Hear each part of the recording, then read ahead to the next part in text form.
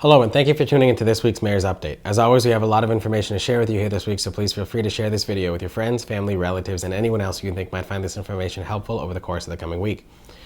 We want to start off with a couple of quick thank yous before we get to some of the events coming up and some information that's included in the upcoming budget. I want to say thank you to the Gardner Veterans Council and our Veteran Service Agent, Lynette Gabrilla, who helped organize this year's Memorial Day parade that we had this past week.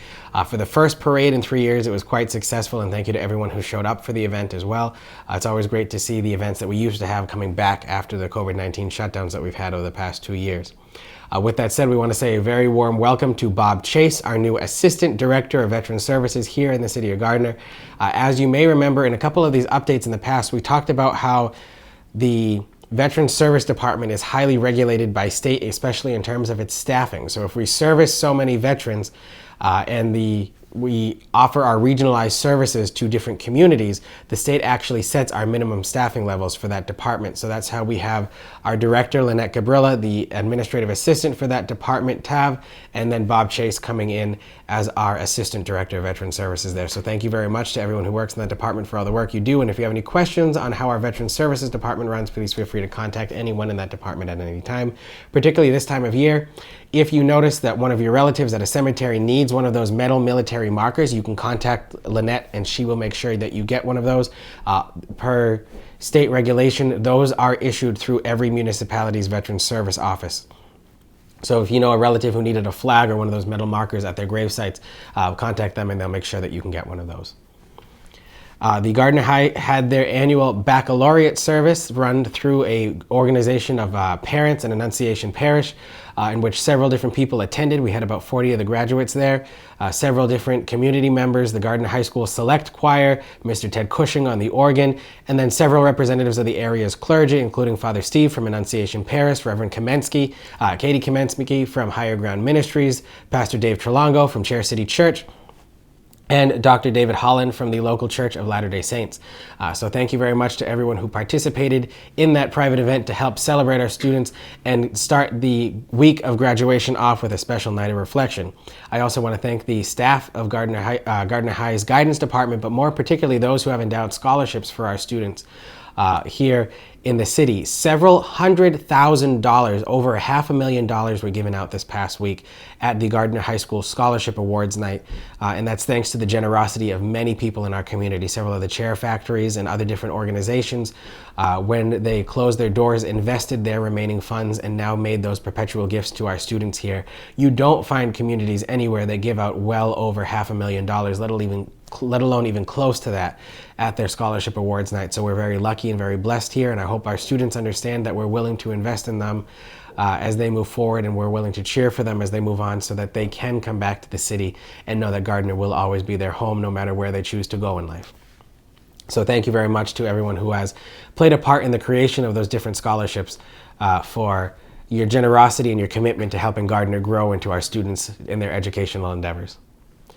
The Holy Family Academy had their last portion of their government program this past week, in which the students that they elected to their student city council had a mock city council meeting here in City Hall under the guidance of their city council president, Sophia Meany, a 8th grader over at Holy Family Academy.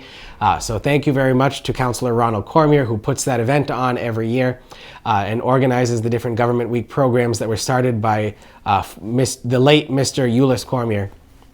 Several years ago, 30 years ago, this program has been in existence, and it's really something that helps teach our students about the value of local government and how to get involved, whether it's just to know what's going on in your local government in your own city or town, or just what to expect when you go to a meeting. It really is something that we hope sticks with those students, and I'm happy to see that moving forward as well. Again, we want to say congratulations to Miss Dawn George. We may have talked about this in a former update. However, we are formally congratulating her this weekend in a small ceremony. Dawn George is a Gardnerite who went on to work at the NCCI Gardner prison facility and then the NCCI Shirley facility as well.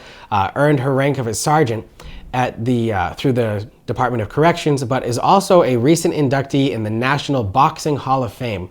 So it's always great to celebrate our local athletes who really do make a mark on their field. And being inducted into a National Hall of Fame is certainly one of those. So congratulations to Mrs. George on her high achievements in the field of boxing and for getting this very well-deserved recognition. The Gardner fireworks will be coming on Saturday, June 25th. There's also several events happening that day. There's the fireworks, there's the downtown sidewalk sale in honor of Gardner's 237th birthday, and then that evening, the Gardner Fish and Gun Club will be celebrating their 100th birthday as well. So if you're out in the city about on Saturday, June 25th, there's a lot of events going on. There are still sponsorship opportunities available, particularly at the fireworks celebration through the Kendall Pond Betterment Association. If you have any questions on how to get involved in that or how to sponsor that event, you can please contact Mr. John Sestone at the Kendall Pond Betterment Association. And if you can't reach him, you can contact either the Polish American Citizens Club or the Lithuanian Outing Association, and they'll be able to get you that information as well. The Relay for Life is coming back this coming week on Friday, June 10th and Saturday, June 11th from 6 p.m. to 6 p.m. It is a 24-hour relay that we have here. So thank you very much to the organizers of the relay and the Relay Event Planning Committee for your work in getting this back as a full relay after the smaller events that we've done to commemorate the meaning behind the Relay for Life for the past couple years when we had the COVID-19 restrictions. And then again, as a reminder, the outdoor seating all of the outdoor seating programs have fully been approved by the City Council. Pleasant Street will be closing a small portion of it in between Parker Street and City Hall Avenue, and that will begin on June 20th. So we've got about 2 more weeks before that becomes active, so make sure you are planning your routes accordingly. There'll be several tables out there. Different flower bed sponsorship opportunities are available through that as well. So if you have any questions on that, you can either contact my office or our City Economic Development Coordinator, Jessica DeRoy, and we'll be happy to get those sponsorship availabilities out to you as well. But if you want to come and just enjoy a nice day outside in downtown Gardner, that's an excellent way to do that. The Public Safety Committee of the City Council also did approve the 2 parklet situations in which the city leases out the 2 on-street parallel parking spots in front of the Blue Moon Diner and the Gardner Ale House so that they can add to their outdoor seating opportunities. Those are applications that were filled out by those two establishments requesting that they have those outdoor seating opportunities. And again, so long as they provide us with a plan, we move forward with that. So those will be beginning as well very soon. So there's a lot of things that'll be looking very nice in downtown Gardner soon. We mentioned last week that I did submit my 2023 fiscal year budget to the City Council. Those hearings will begin as early as next Wednesday in terms of breaking the budget down into 5 different subgroups so that the City Council can review those items there. They will be reviewing the school budget at their meeting on June 6th, this coming Monday. So please make sure that if you are interested in hearing what's going on or what's included in the budget, you pay attention to those videos that will be available on the city's YouTube channel. The school budget presentation will be available on the city's TV station as well. Really included in the budget for most part are level services, so that's just increases in costs that we're seeing as a result of inflation that the whole world has been seeing lately. There are no real big increases there. There's an addition of a staff member in the recreation department, an assistant recreation director, that's paid for out of a revolving account that's funded through both donations or registration fees taken in by the recreation department, not by general tax dollars.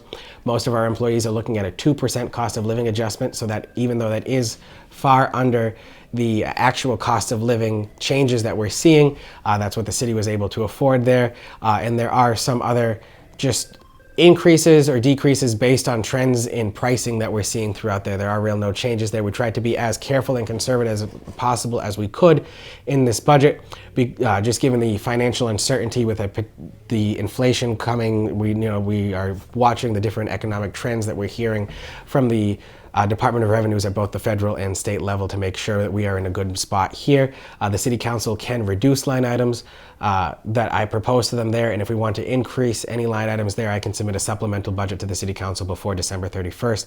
That's something we normally take up in the fall when we have a more solid idea about what our revenues will look like, because new growth will have been certified then, the tax rate will be set, and things of that nature there. So there are some changes that could be made later on, but for right now we just want to be careful and conservative in our budgeting practices. So that's why the budget that was put forward at $74 million was put forward there. And if you have any questions at all on any of the city's finances or anything that we have in the budget, you can always feel free to contact my office at any time. I'm very proud that this year we did receive a perfect score on our audit, which is something that the city has never received before, and we're hoping to continue that trend as we move forward. However, that concludes this week's update. As always, if you have any questions or looking for any information on things that we've talked about here or things just going on around the city, please feel free to contact my office at any time. Thank you very much, and have a good day.